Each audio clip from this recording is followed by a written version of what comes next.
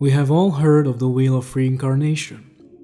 Usually we are told that the reason we find ourselves right now on Earth is because of this very wheel, and more precisely, because of our karma. What is karma? The main idea about karma is reward and punishment. This idea is more of a projection from the deep recesses of our mind than an actuality.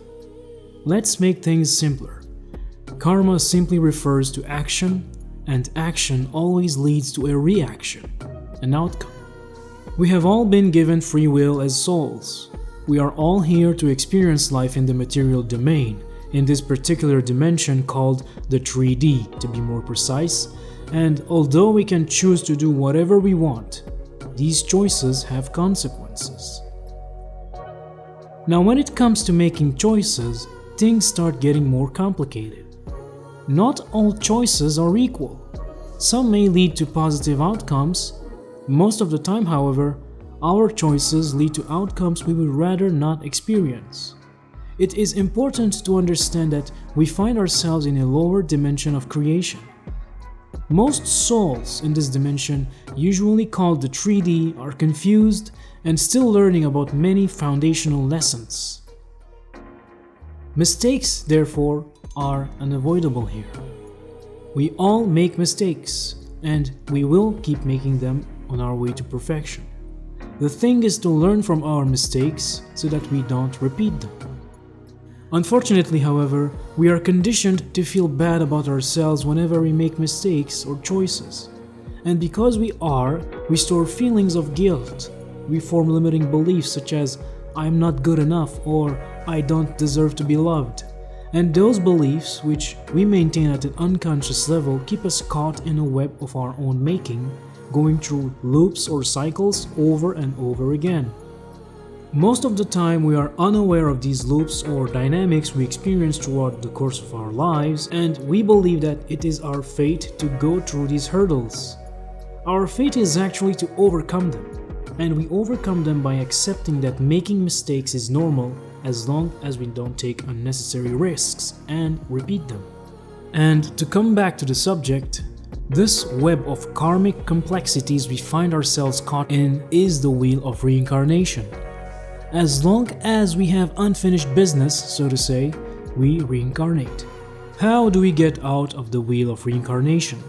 As we have said earlier, we took bodies in order to experience life in the material plane. We're all here to experiment. It is through this act of experimentation that we learn our life lessons, and depending on how much we're able to pass these lessons, our vibration increases, our awareness expands, until eventually we reach clarity or enlightenment. Despite the fact that we have all been given free will to experiment with different choices and learn from their outcomes, not all choices create harmonious outcomes. This means that we will make many mistakes before we start understanding the rules of the game we're playing and win at it. We are conditioned, however, by organized religion and society in general, to condemn mistakes. We believe mistakes should be condemned. We call some choices sins, and with all this weight on our shoulders, most of us barely live due to how crippled we have become with shame, pain, and guilt that has been put in our subconscious mind throughout the course of our lives. Sorry if we're repeating this point, we just want to make sure it is integrated. Together, these emotions and thoughts combined create limiting beliefs in our subconscious mind. These beliefs are so deeply lodged in us that we are not aware of their influence over us and our lives. As long as those beliefs of ours govern our lives, we go through repetitive cycles, and unless we release them, we remain stuck in the wheel of reincarnation. Yes, it's that simple, at least from a higher perspective. To free ourselves from the wheel of reincarnation, therefore, we have to release our limiting beliefs, forgive ourselves, forgive others, release negative emotions and thoughts that hold our vibration down, and as we let go of all these energies, naturally we rise, so to speak. In the coming videos, we will discuss methods to release our limiting beliefs, heal our emotional and mental wounds, and grow spiritually as a result. In the meantime, if you want to make sure you don't miss those methods, be sure to subscribe to the channel. Now, let's talk about experiencing immortality. First of all, let's be clear about it. a soul is immortal. The body, on the other hand, eventually decays and returns to the earth. Let's continue. A soul or consciousness is pure awareness. In order for souls to look at themselves and understand their true nature, a terrain is necessary. The same goes for our avatar, or the body-mind complex we use. Going into a body and experiencing life in a material domain, however, is not comfortable if, as souls, all we've known was the bliss of absolute freedom. And that is how, through the descent into form, we experience discomforts that create limiting beliefs. Think about how a baby cries immediately after leaving his or her mother's womb.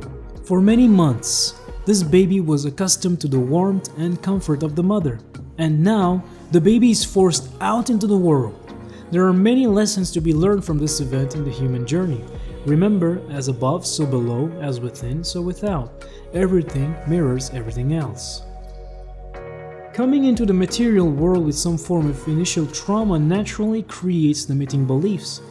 One of them being the belief that our life will come to an end. Again, physically, yes, the body dies. At a soul level, however, death doesn't apply. Yet, when we believe in something, it's true for us, and we spend our lives according to our beliefs, the more stress, fears, hurts, phobias we accumulate because we believe that we will soon die, as in this example, the harder our life seems to be. Experiencing life with limiting beliefs naturally creates hurdles. But as we keep trying, making mistakes and learning from them, eventually we turn our attention inwardly and we start seeing how our beliefs affect our lives. Releasing those beliefs, healing our wounds, this is what the spiritual path is about. Eventually, as we heal to deeper degrees, we return back to our initial state of clarity. This state is called enlightenment. This is the state in which we remember that we're not just a body, but consciousness or awareness experiencing life through a body in a material domain. Just as in the beginning, we rediscover ourselves as pure awareness. But unlike at the beginning, we have acquired wisdom through our many experiences.